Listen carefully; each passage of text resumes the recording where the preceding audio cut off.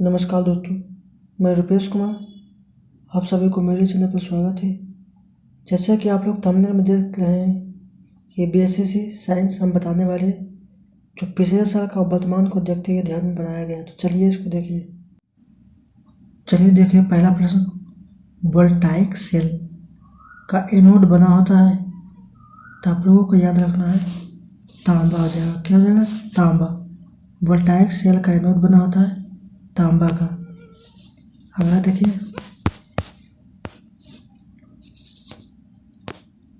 Radio activity पदार्थ के क्षय होने के पश्चात अंतिम रूप से किसमें बदल जाता है?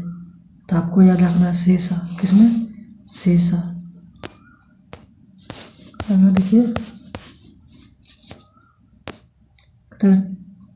जंग लगने पर लोहा का भार क्या हो जाता है? तो आपको याद रखना है अधिक हो जाता है या फिर बढ़ जाता है। अगला नेक्स्ट देखिए, एथेनोइक एसिड में किसका प्रयोग किया जाता है? तो आपको याद हो जाएगा सफ़ेद सिरका।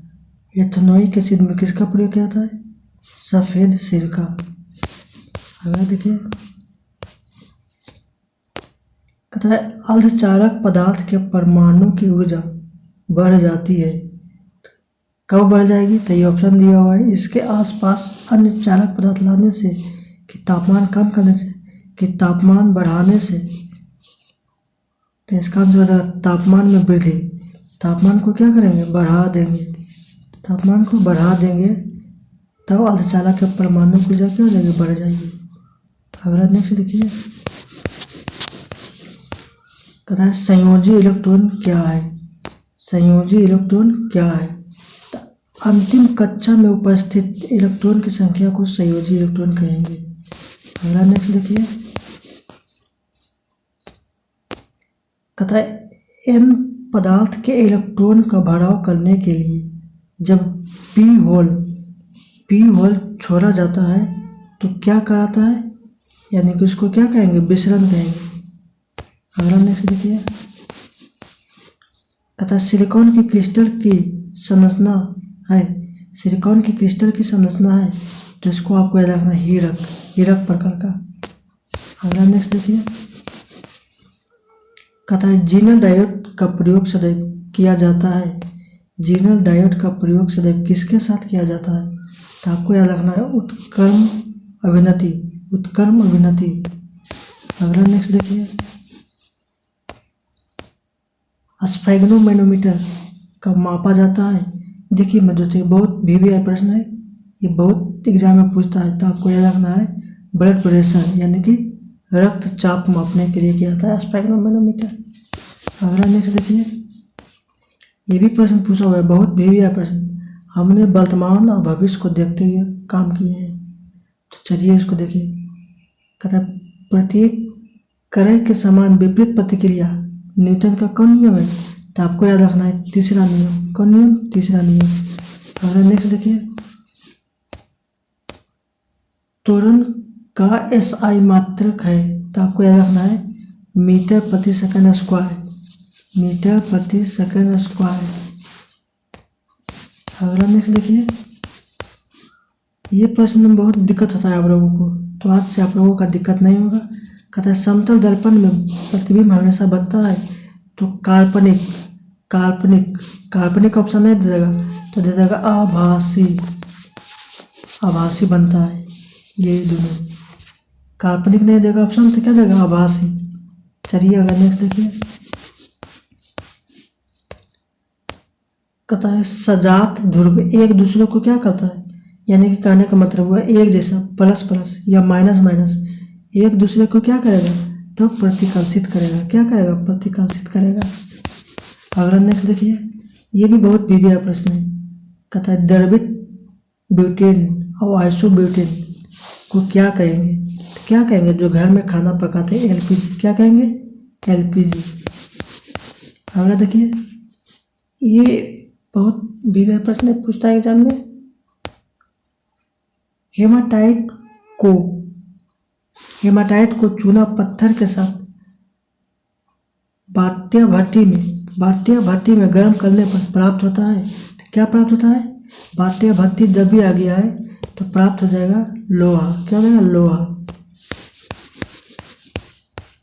और देखिए मेरे दोस्तों, बहुत VVI प्रश्न हम बता रहे हैं प्रीवियस और वर्तमान को देखते हुए ध्यान में। कहते हैं कमरे के ताप पर द्रव अवस्था में रहने वाली पदार्थ कौन है? तो आपको याद रखना है मरकरी। मरकरी अगर नहीं देगा ऑप्शन में तो क्या दे देगा? पारा। क्या दे देगा? पारा। चलिए अगर नेक्स्ट देखिए, कहता है उच्च अनुभार वाले बहुलक को क्या कहेंगे? उच्च अनुभार वाले बहुलक को क्या कहेंगे? तो आपको याद रखना है प्लास्टिक। क्या रखना है? प्लास्टिक। आगे देखिए मेरे दोस्तों, ये कंफ्यूजन वाला प्रश्न है। चीनी मिट्टी के बर्तन बने होते हैं, चीनी मिट्टी के बर्तन होते हैं, क्या होते हैं? तो आपको याद रखना है ऊष्मा का कुचालक। ऊष्मा का कुचालक, ये आपका आंसर हो जाएगा। अगला नेक्स्ट देखिए, कहता है आजकल कृत्रिम ढंग से मोती की प्राप्ति सीपों में पालकर किस विधि द्वारा प्राप्त करते हैं? यानी कि आजकल मोती का पालन सीपों में पालकर किस विधि द्वारा करते हैं? तो आपको याद रखना है पर्ल कल्चर। Perl culture. अगर देखिए, ये भी बहुत VVI प्रश्न है। कहते हैं पृथ्वी पर जीवों का प्रयोग, पृथ्वी पर प्रत्येक जीव का स्वरूप परोक्ष या अपरोक्ष यानी कि प्रत्यक्ष या अप्रत्यक्ष रूप से उपयोग होता है। तो क्या उपयोग होता है? सौर ऊर्जा का। अगला नेक्स्ट देखिए, कहता है वायु को शुद्ध करता है। तो वायु को कौन शुद्ध करता है? तो आपको याद रखना है, इसमें कन्फ्यूजन वाला प्रश्न है, पादप होगा कि ऑक्सीजन होगा? तो वायु को कौन शुद्ध करेगा? पेड़ पौधे रहेगा वही शुद्ध करेगा, तो पादप। अगला नेक्स्ट देखिए, कहता है फ्यूज की रेटिंग व्यक्त किया था। ये प्रश्न जो है RRB ड्राइवर जो होता है टेक्नीशियन, उसमें पूछा हुआ है कि फ्यूज का रेटिंग किस में व्यक्त किया जाता है? तो आपको याद रखना है एम्पियर में। किस में? एम्पियर में। अगर उसी से संबंधित प्रश्न है, ये भी प्रश्न RRB NTPC में पूछा हुआ है कि किसी सेल की क्षमता किस में मापते हैं? तो आपको याद रखना है एम्पियर घंटा में। एम्पियर घंटा में। अगर देखिए, कहते हैं ब्रोंकाइटिस रोग संबंधित है किससे? तो आपको याद रखना है फेफड़ा से। आई होप आप लोगों को समझ में आया होगा। हमने वर्तमान और पिछले प्रीवियस को देखते हुए सेट तैयार किया हूँ। अगर आपको अच्छा लगे कि यह प्रश्न आने वाला है तो ये आएगा, जरूर आएगा, क्योंकि 25 गो में से हम 20 गो लाने का वादा किए हैं। हम 25 में 25 क्यों नहीं ला रहे हैं? क्योंकि एग्ज़ाम बारे जो है 2-3 क्वेश्चन कहाँ से पूछता है पता नहीं चलता है, इसलिए हम 25 में 20 बता दिए हैं कि इसी से आएगा जो हम सेट चालू किए हैं। थैंक यू, धन्यवाद।